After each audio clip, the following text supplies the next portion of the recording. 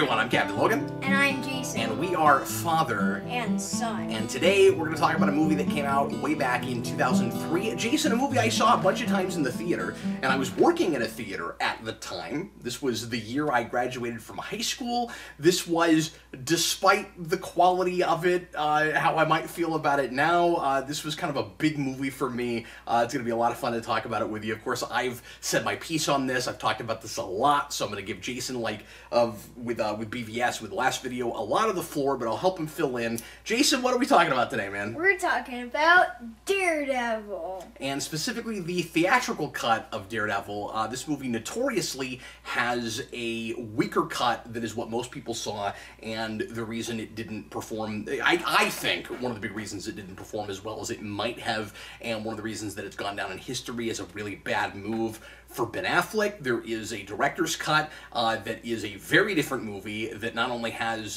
entire subplots added back in my opinion, kind of puts the plot of the film back in, but is also has some scenes that are different, like polar opposite of what is in this movie. It's a different movie. But I wanted to show Jayson the theatrical cut so that, like with BVS, he could get a sense of what we saw. Those of us that grew up with these things or saw them as adults, the first time we saw them, what was originally given to us by studios, and then maybe down the road, especially when Jayson's a little bit older, because that is a rated R cut, and we make some exceptions for those, but by and large, we're trying to avoid a lot of rated R stuff on this show. It's kind of just going to depend on, you know, what the thing is and how much I think you can handle it, and you know, how rough and tumble it might be. This is one I think you probably could do okay with, but I think we're going to wait a while before we go to it. So down the road, we'll probably do another video on the director's cut. So Jayson does not know about all that stuff. I told him a few things. Yeah, like the order of stuff.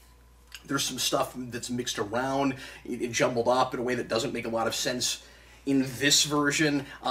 So I'm sure that you will have some things on your list where you'll ask some questions that can be answered by the director's cut, and I'll let you know about that. I don't want to spend the whole time talking about a cut that you've not seen. We'll talk about this as a piece, certainly, but I'm sure that is bound to come up a little bit. So let's go ahead and get right into it. Jayson is going to let us, and we've not talked about this, so besides some of Jayson's reactions during the movie, a couple of which were absolutely priceless, I don't know what Jayson's going to say when I ask him this question. Jayson, coming out of this movie, pretend like we saw it in the theater, walking out, you got to see it on a projector screen, walking out of the movie, what was your initial impression? And then let's get into your favorite things and your least favorite things.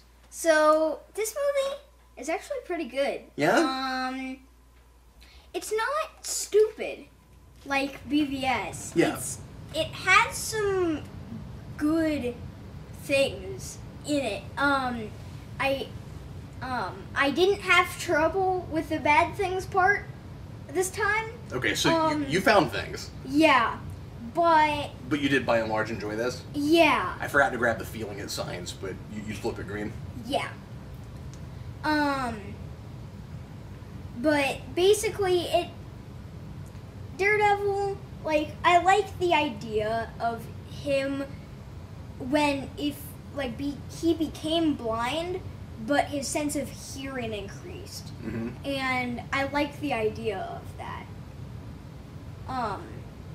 And you've gone all the way back and read the first issue of Stan Lee's run, right? Yeah, but that's been a while. I don't remember anything. And of course, you notice this is a very different thing. Yeah, he's not yellow. Yep. So. And you know that this is based pretty heavily on Frank Miller's work. Yeah. He's in the movie. Yeah, he gets shot in the head. Yeah. By Bullseye. He's in like one picture. Yeah. No, it's his cameo. Yeah. So my favorite characters are Kingpin, Elektra, and Bullseye. Oh, okay. So, you know, 3 of the 4 characters that the movie posters sold the movie on. Like, okay, so you see this box. You had So you got Daredevil and Elektra on the front, and then you have Kingpin and Bullseye on the back. But when I was working the theater, they had big posters, and each character had their own poster. And they sold it on those 4 characters. So there was no, if you're a Daredevil fan, there was no way you could go into this and be surprised by anybody that was in this. Ooh, Elektra, I'm so surprised. No, you weren't. That's what they sold the movie on. But yeah, Elektra's probably my favorite character. Even though Kingpin's hilarious and Bullseye is just kind of, he's the rated R character. Yeah, sure. Everyone else is like PG-13, but he's like R. Did you enjoy that about it? Yeah. Like, did you enjoy the way Bullseye is violent? Yeah. Because for a lot of people, he played as the comic relief character in this. Like, every time he kills somebody and really gets off on it, people think that's hilarious. Like the scene on the plane with the peanut, everybody loved that. Yeah. They talked about it for years.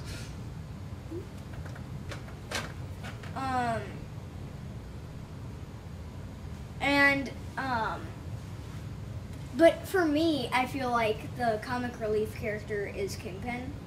Because he's hilarious. Yeah, and he's not in this cut enough. He doesn't get enough to do. But why do you think he's funny? Basically, just his opening, what he starts with. I'm an outlaw. Yeah. Somebody talk. Somebody always does. That never gets old. And it's he hilarious. gets right into the camera, and it's hilarious. So what do you like about Elektra?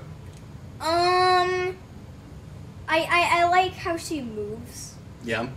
I like how people move in this.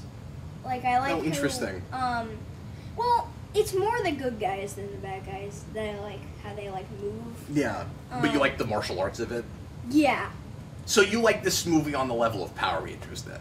Yeah. Is what Basically. Man, I have all kinds of questions for you as we're talking about this, but let's go ahead and go through your notes and then. Okay, so should we start with good things and bad things? Yeah, sure. I mean, were there any characters that you really disliked? I mean, obviously, those are the 4 main characters, but there are some other, like, supporting characters. Like, how'd you feel about Foggy Nelson? John Favreau? He's okay. He doesn't get that much to do. And again, he gets a lot more to do in the director's cut. Okay. Because Does he kill a guy? Well, no, Foggy Nelson doesn't kill a guy.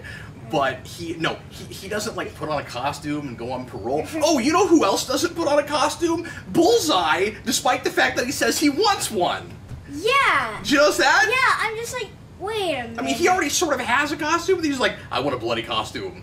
In the director's cut, that's an F-bomb. He says, I want an effing costume. Still doesn't get one. And in the commentary, Mark Steven Johnson makes a big deal. He's like, I'm so glad we got that back. I'm like, you know what you should have done? Given him a costume. Or have him wear something else before he's wearing the thing that we think of as the Bullseye costume in this. Yeah. Let's see. So, bad things. Yeah, go ahead. The, Matt Murdock and Elektra kissing scene. Yeah.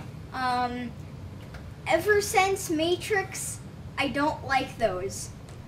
'Cause they're just, what's the point?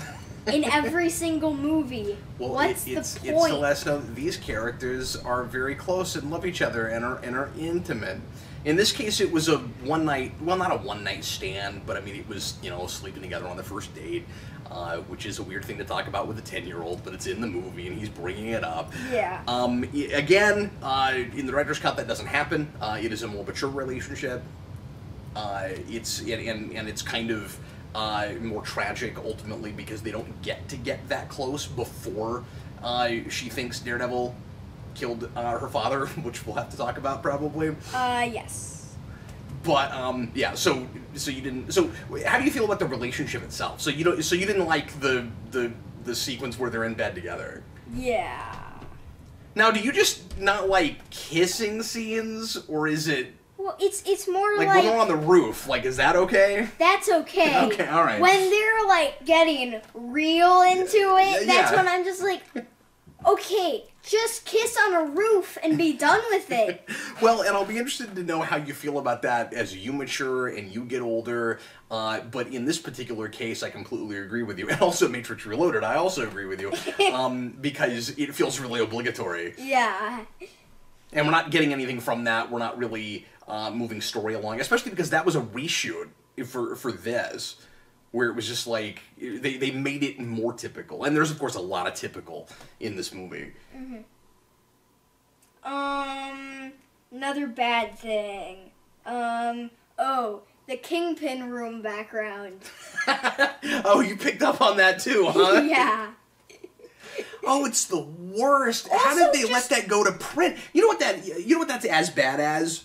That's as bad as the blue screen in Star Trek Insurrection that they don't put the stars in.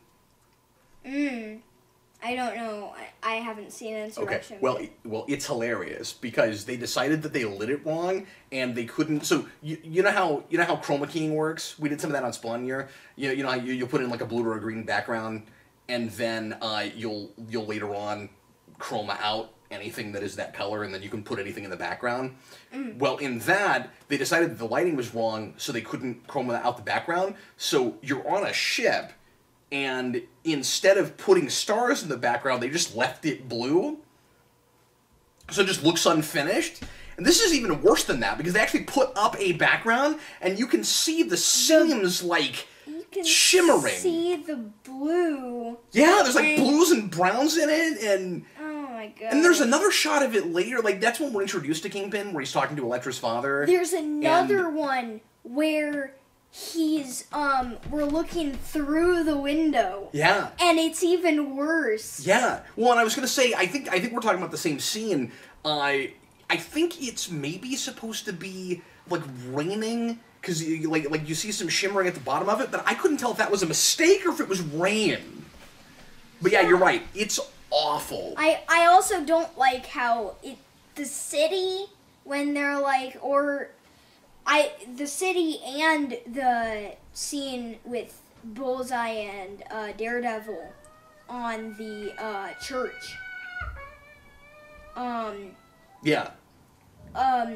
It doesn't look like real. Yeah, usually it just looks like a Warner Brothers cartoon, kind of. How do you feel about, now that we're into that kind of thing, how do you feel about the action, though, when Daredevil's, like, running across roofs and stuff? Because, like, some of that doesn't date great, and I think some of it was okay. Like, I think it's kind of inconsistent. You know what I mean? Like, when he's roof jumping, and when he's, like, you know, going from, you know, place to place, like, scaffolding and stuff on, you know, using his rope thing and all that. Yeah. Like, how do you feel about how that looks? It looks kind of the same as the church. It looks a little better, but yeah. Jayson audibly laughed when at the very beginning when they do the, you know, it's kind of typical flash forward thing just to show us the costume right away, where he's on top of the church, and then first Jayson was just like, why is it bleeding everywhere? And then and then when he, you know, brings himself down and he drops in the church, you laughed at that when he hits the floor. Oh yeah. Because I forgot about that, because he just goes down and then he just goes, what? Ugh. And he goes, ugh! That's our introduction to our tragic protagonist, and Jayson is just laughing. Yeah, that was hilarious. Let's talk about good things. Okay, sure. Surely you've got other bad things. Not that I put those on. Those are the things that you put Yeah. on. Well, we'll talk about stuff. Go ahead. Yeah.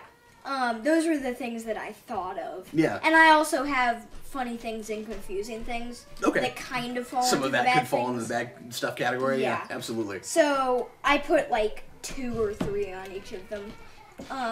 Okay, yeah, go ahead.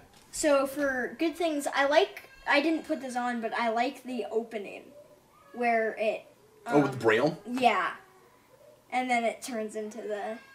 And I also like it's a cool idea. It feels pretty stagnant to me, like, the more I go back to it, where, like, we're just going around a CGI city. It's like, we go to this building, and then we go, and then we go to this building, and we go, it's sort of like the opening to Deep Space Nine. Like, we just kind of, we're looking at the same thing, and we just keep kind of rotating it. Yeah. But the thing that I thought was cool about this was the building would, like, turn into... I don't know if you guys can hear my 2-year-old upstairs crying right now. Sorry about that. But speaking of tragic protagonists... Yeah. Is he a protagonist? Of his own story right now. He certainly thinks he's getting some sort of a raw deal at the moment. But yeah, I think that, like, the building, like, the windows turn into Braille, and then they turn into... It's kind of cool. Yeah. Yeah, no, it's a neat idea. Let's see. So I like... Did you like the soundtrack of this movie? Can we talk about that for a minute? Both orchestral and the rock soundtracks. So, like, you only watched this once, so I don't know if you really thought at all about the Daredevil theme. I think it's a pretty good theme. Yeah, I don't really know. The da-na... Oh, yeah. Na-na... Yeah. Da-na... Na-na... It sounds kind of like the Wing Cap theme. Well, if you sped it up, sure. Yeah. And then we rockify it later, which I think is a little cheeseball. I like the songs. I knew like half the songs they put in there. Well, that's because I'm a big fan of that soundtrack, and I've played you a lot of that before. Yeah. So I was wondering how much of it you've heard. Certainly the Evanescence you knew. Yeah. I knew the Evanescence, and I knew that one song at the bar, I think. At one of the bars. Yeah, no, I know what you're talking about. That's a Chad Kroeger thing, I think. Yeah. Anyway, so, but yeah, the music is pretty good.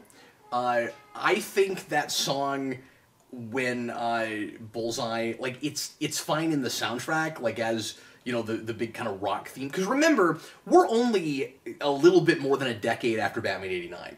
So we're still sometimes doing the Bat Dance kind of thing, where we'll do a rock song based on the character, but it's a little silly to get a little cheeseball to actually put it in your movie, especially during, like, a major plot point where, like, a character dies and it you know changes the course of the whole story. So Bullseye is killing Elektra's father, and you're hearing, "Come on, come on, come on, come on, Daredevil!" And I don't know about that choice. Yeah. And then the problem with My Immortal is it My Immortal? Is that song? Yeah. During the... No, it's not My Immortal. Is that during the Elektra scene? No, I was gonna say the Evanescence song during the funeral.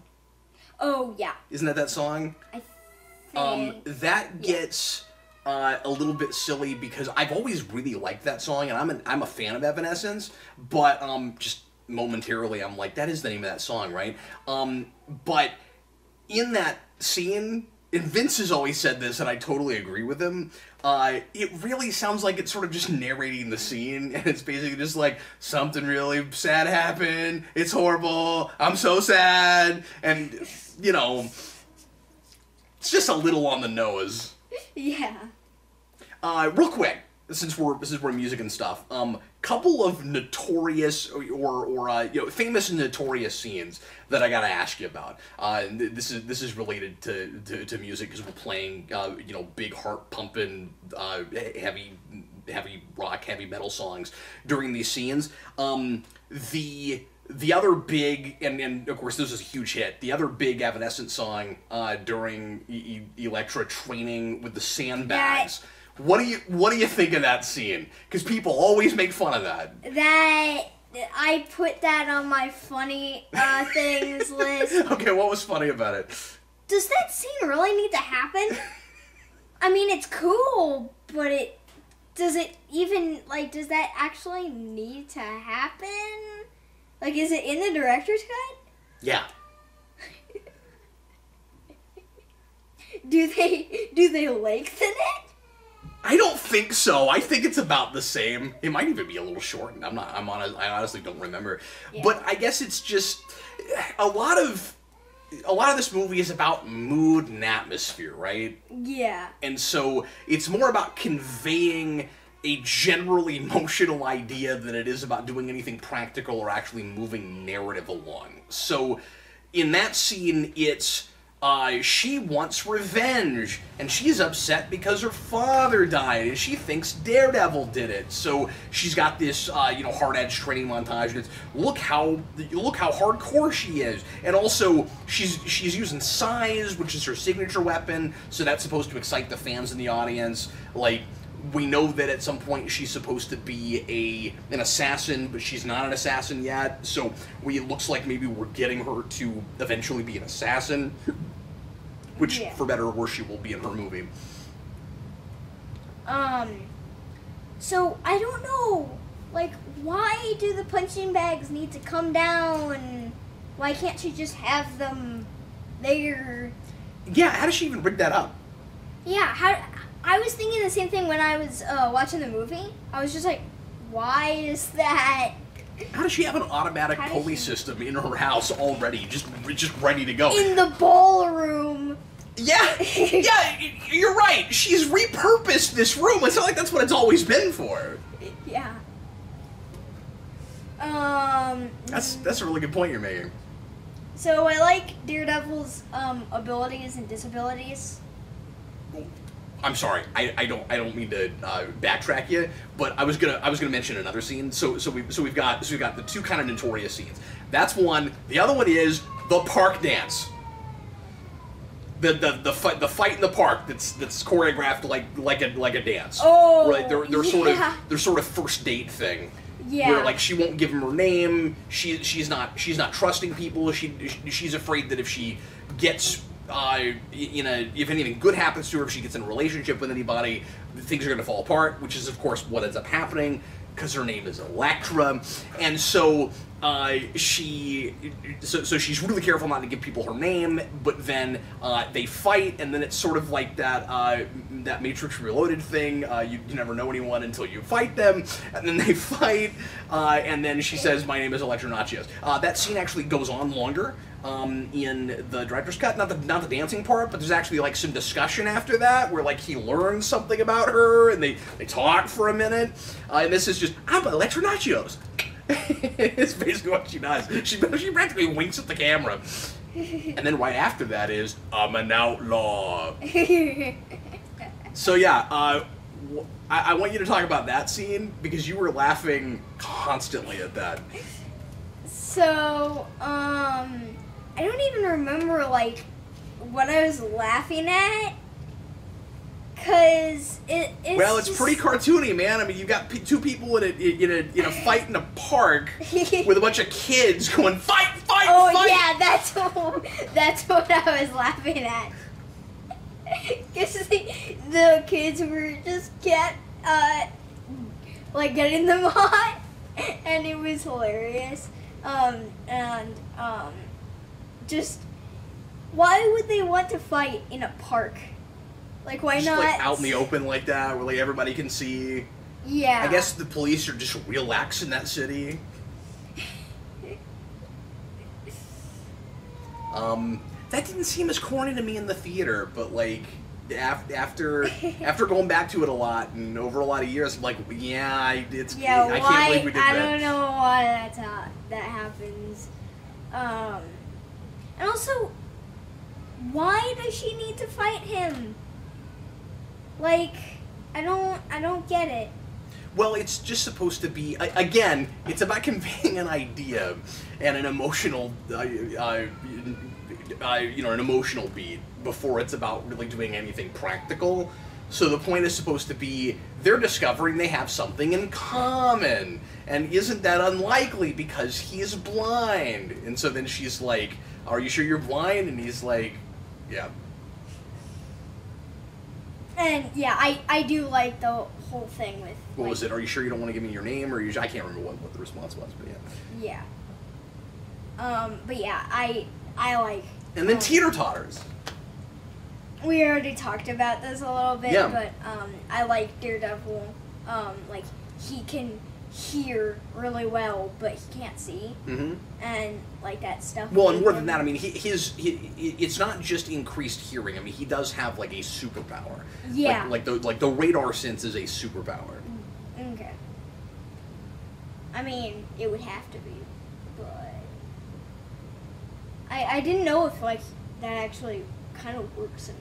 No, that's not a thing. I mean, it's practically like echolocation or something. It's almost like it's funny. It's almost like a bat power, but he's not bat themed. It's like if Batman had an actual power, that could have been the Batman power, because it's like what a bat can do in order to sense objects around it. Yeah. Daredevil's crazy. Well, he's like, the man without fear, Jayson. But he, like, jumps all around the city and does all this weird stuff, and he falls everywhere, and I don't know how he's not dead yet. Like, he falls in a church, he falls, and he lands on this part, and then he just keeps sliding down the outside of this building, and I'm just like, what? Well, you see, I Jayson, couldn't do that. It's a heightened comic book movie. Yeah. And so the regular rules don't apply, but of course you're right. As much of a beating as he takes with Bullseye, and then just being able to go right to Kingpin, yeah, it's a little easy. And like, they try to cover their bases. They have Kingpin say, you know, it's a shame you came here wounded. I would have loved to have fought you in your prime. But he's still in too good a shape for that fight, given what he's just been through. Yeah. And I don't know if you picked this up, but that's one of the big things that I'm sure you'll appreciate when you see the director's cut. So Bullseye does, again, like I said, lots of typical in this movie. So Bullseye does that thing that old school villains always do. We've gotten away from it a lot more recently because it's such a trope, where he just starts telling Daredevil everything for no reason because they're fighting and he thinks he's gonna win. So he goes, so he just comes out and tells him that Wilson Fisk is the Kingpin, and he's like, oh, Fisk is the Kingpin. So then, no, that's not what happens. Yeah, it does. No, he tells him that that like he's like working for Fisk or whatever. No, I know, but you can put two. He's able to easily put two and two together, and then he goes, "Oh, I'm talking about Daredevil." He goes, "Oh, Fisk is the Kingpin, right?" Yeah. And then when he goes to Fisk's office at the end, and the cop sirens, the police sirens start going off conveniently right after Daredevil's beaten him, like just seconds after he's gotten beaten. Remember, he lands on his knees and he goes, "Ha, ha, ha." Remember that? Yeah. I love that part. Anyway, Daredevil goes, oh, haven't you heard? Word's out on the Kingpin. I mean, like, you know that, but how do the police know that? Did you stop and talk to people on your way there? Did you call the police as you were headed there? The director's cut takes care of all that. Because in the director's cut, the actual plot of the movie is Daredevil, Matt Murdock, out of costume, and Foggy Nelson working to unravel the mystery of who the Kingpin is. So they actually, like, figure it out on their own. Oh. So Bullseye doesn't tell him. No, they're following a trail. Oh. It's an entirely other subplot that leads them there. Oh. And so then, yes, at that point, word is out on the Kingpin, because they figure it out. But I was just wondering if you were wondering about stuff like that, where it's like, well, this all seems too easy. Yeah. I don't know what topic to go to next. No, go ahead. Let's go to funny things. Okay, good. So I only have one funny thing to talk about because we already talked about the Electro scene. Yeah. So I think some of the lines are really funny. Intentionally or not intentionally? I think mostly intentionally. Or is there a bit of both? Because you were laughing at some of the comedy that was actually supposed to be levity. Yeah, because I see that light? That's not heaven. That's the sea train. Yeah, that's a great line. And I your friend sounds like a Mexican appetizer. Yep, that's the funniest line of the movie. He's got a couple that are nearly that funny or right on par in the director's cut. That got cut. You'll get more good Foggy Nelson stuff. And I think that line stays in. I don't think they cut that for the other cut. The crocodile in the sewers thing is never funny. It just keeps coming back, and I'm just like, stop it. Why? I don't even know why that even comes up. Or alligators in the sewers. I don't remember why that comes up in the first place, 'cause it's like, yeah. Okay, cool. You think that there are alligators in the sewers? It doesn't have anything to do with anything. It's like they just threw a D20 and landed on alligators. Like, I guess that's what he's gonna be on about. Because it's about urban legends, Jayson. Were you reminded of the Tick episode with Sewer Urchin? Yeah. We don't have alligators, Tick. What do they have? Crocodiles? We got lobsters. We got lobsters. Yeah, I forgot. Yep. And then you can run them off with a little bit of lemon and butter. Butter.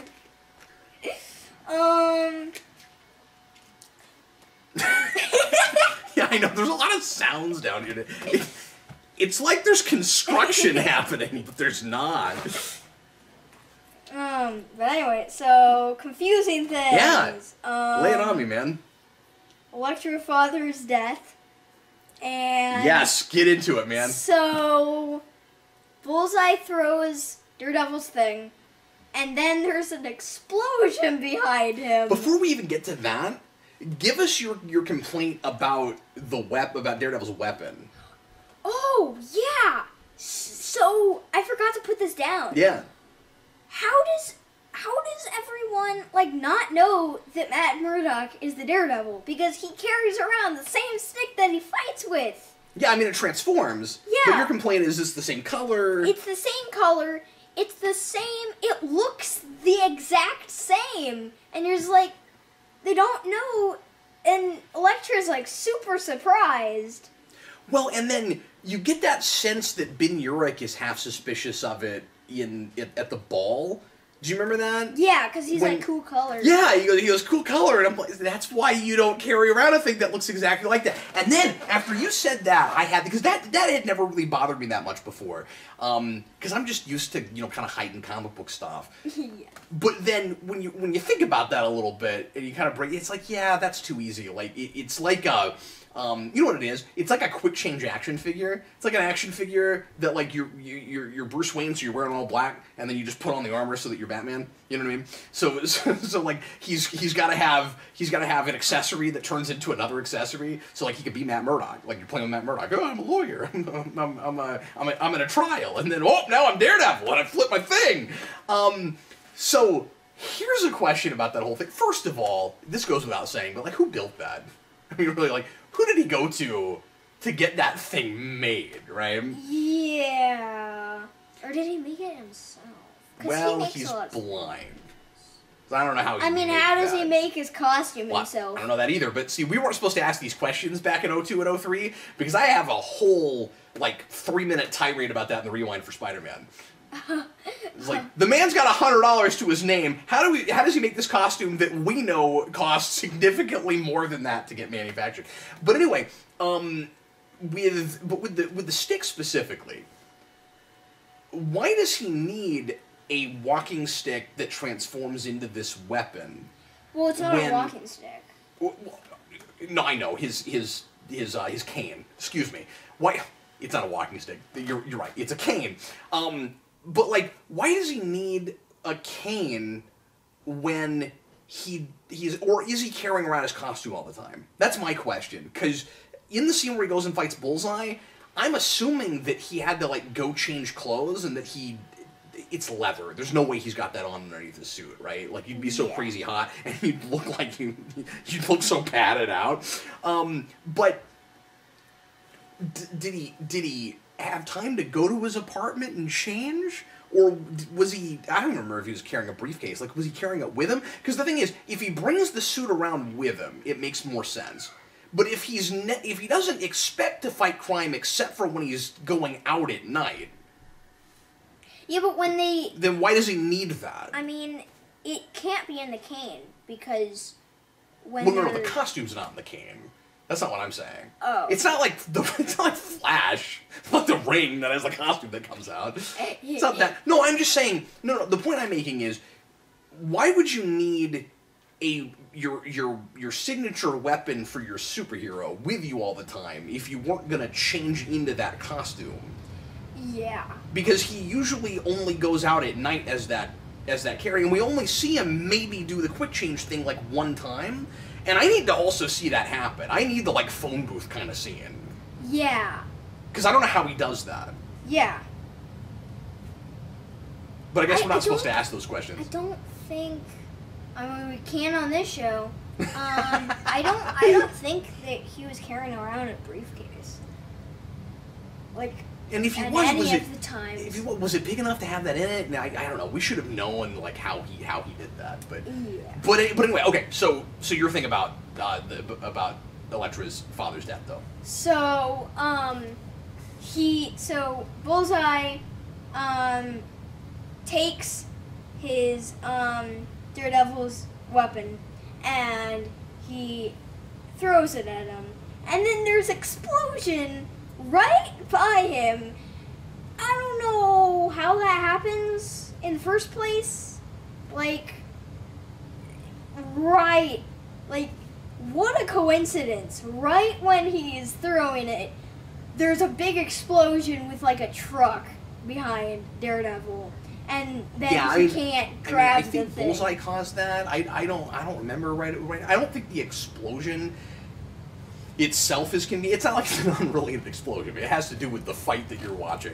But the fact that it happens just as he throws the staff or the cane, the stick, I guess is pretty convenient, especially because Bullseye doesn't make the explosion happen so that Daredevil has trouble grabbing it, because he doesn't know that Daredevil is blind, nor does he know he has trouble with noise yet. He'll find that out later. So you're absolutely right. That part of it is kind of convenient. Yeah. And then he can't grab it, so... That makes sense, though. Right. Because he sees it because he hears the...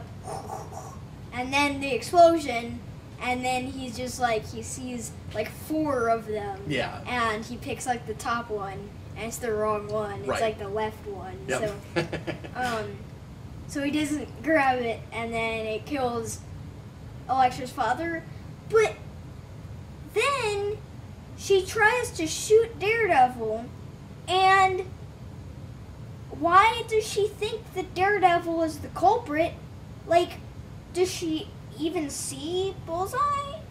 Like, I don't... Here's another thing that's really convenient.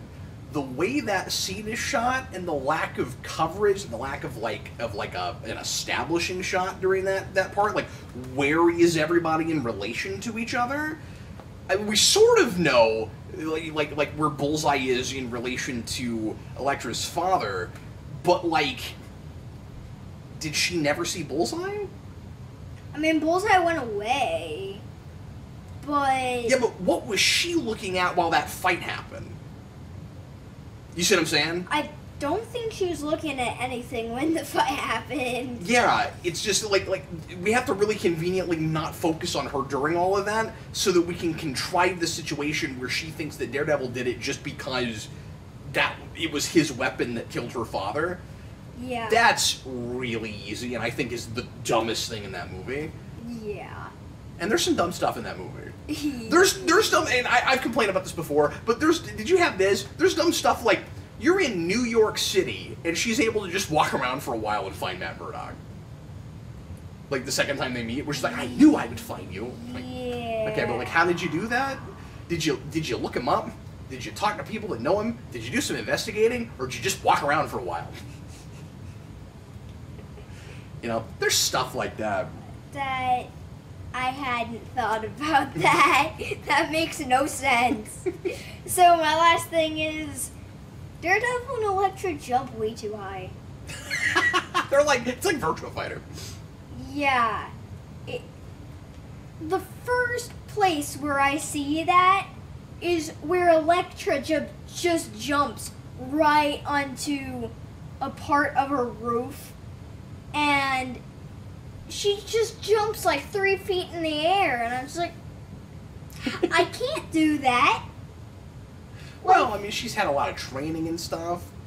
Yeah, but you're saying that it looks too supernatural. Yeah, and also it looks way more supernatural with Daredevil. Yeah.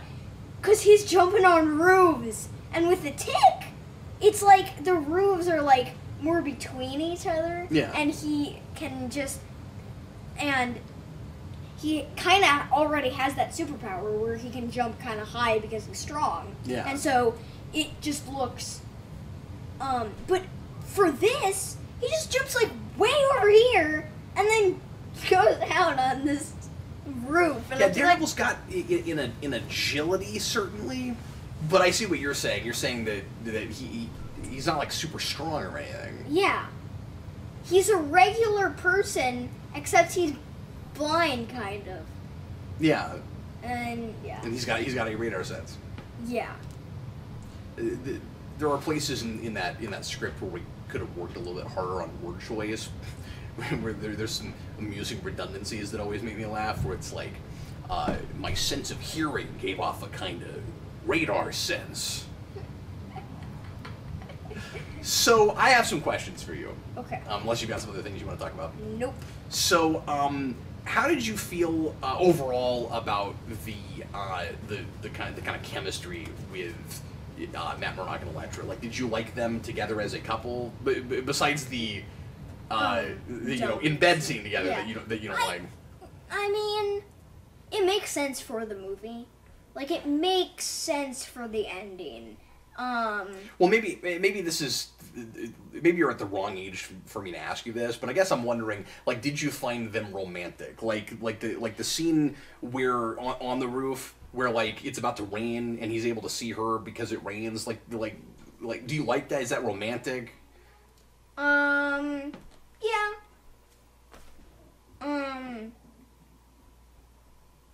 I mean, I don't know. I don't really get romancy. Romancy? It's a word now, folks. Okay, we'll ask you about that a little bit later when you get older. So, here's a question: did any of the violence in this movie bother you, or have we just really desensitized you because we've been watching Lost? So, and Terminator 2. So... Which we've not talked about on camera, but I have let you watch that, yeah. So...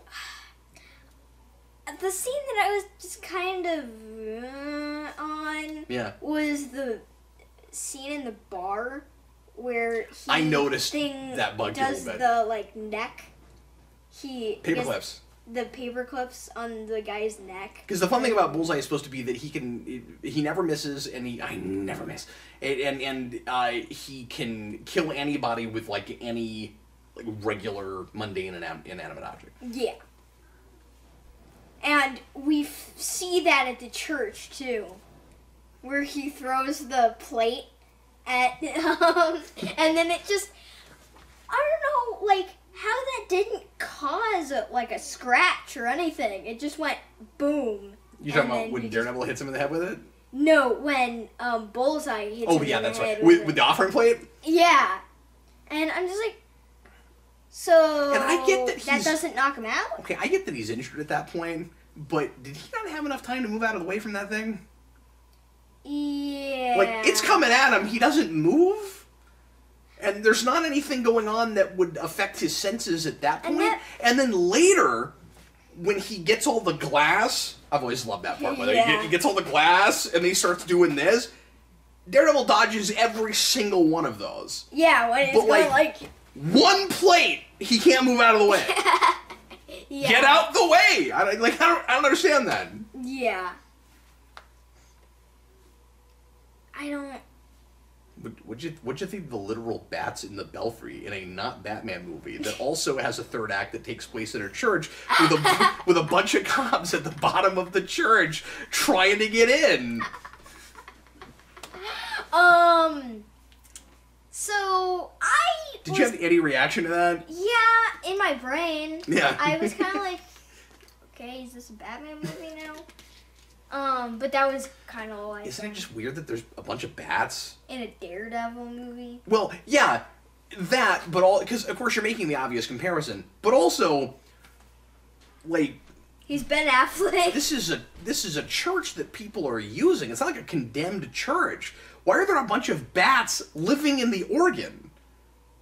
Like, in a church that people are using.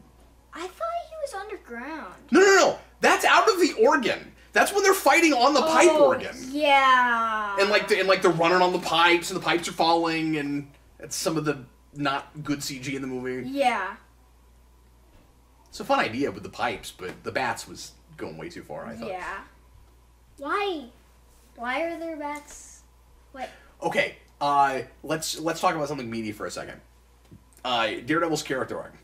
Do you buy that at the beginning of the movie, Daredevil doesn't really have qualms with killing people, and that he goes through an arc that's, I'm not the bad guy.